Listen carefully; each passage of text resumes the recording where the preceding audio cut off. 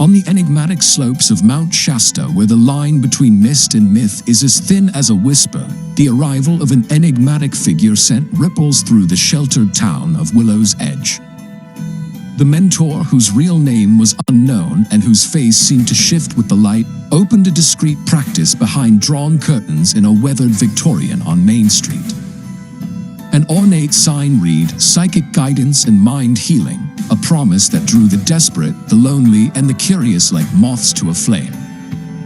Locals spoke in odd tones of the mentor's supposed powers. Some swore their deepest secrets felt exposed as soon as they crossed the threshold, while others left the sessions with an uncanny clarity or an unsettling emptiness they couldn't explain. What no one realized was that the mentor's abilities went far beyond parlor tricks. This psychic could pluck unspoken fears and hopes from people's minds as easily as one might pick wildflowers in the meadows above the town.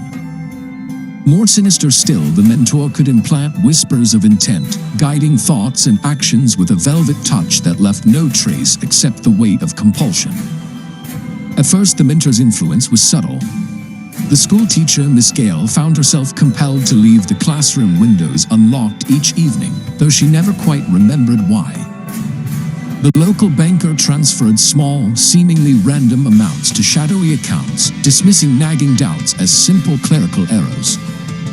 Sheriff Tom, normally vigilant and steadfast, began ignoring certain anonymous tips, always on the mentor's suggestion that rest was more important than duty.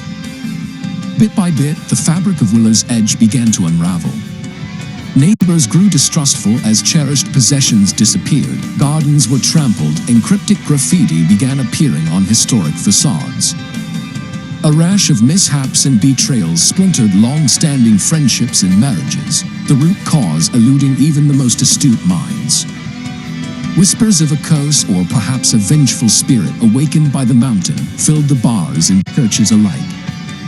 In the heart of the chaos, Riley Grant, a young, skeptical journalist recently returned to care for an ailing grandparent, began to piece together the strange happenings.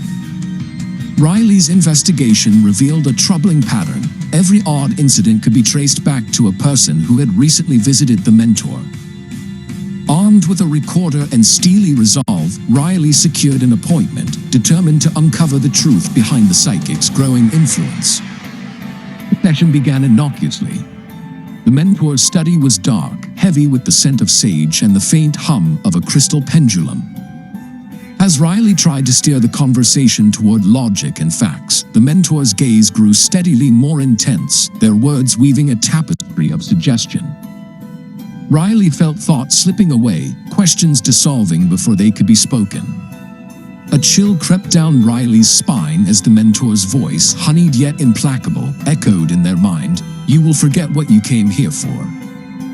Desperate to resist, Riley focused on a talisman, an old press badge clutched in their pocket. The briefest flicker of pain broke the trance and Riley bolted from the house, the mentor's laughter following out into the fog. The next morning, Riley awoke in a cold sweat, memories fragmented but intact, and resolved to warn the town before everyone fell under the mentor's sway. But as Riley raced from door to door, it became clear that the mentor had anticipated this. Friends and strangers alike greeted Riley with dazed politeness, their eyes vacant, their loyalties quietly but thoroughly reprogrammed. The mentor, standing at the window of the dim-lit Victorian, smiled knowingly, the mountain's eternal presence looming behind like a silent accomplice. In the weeks that followed, the town's fate hung in the balance. Riley chronicled the events in a hidden journal, hoping that one day, someone would find the record and see through the illusion. On Mount Shasta, the greatest threat was never the legends of spirits or ancient extraterrestrials, but the shadowy figure who mastered minds and the darkness quietly taking root within them all.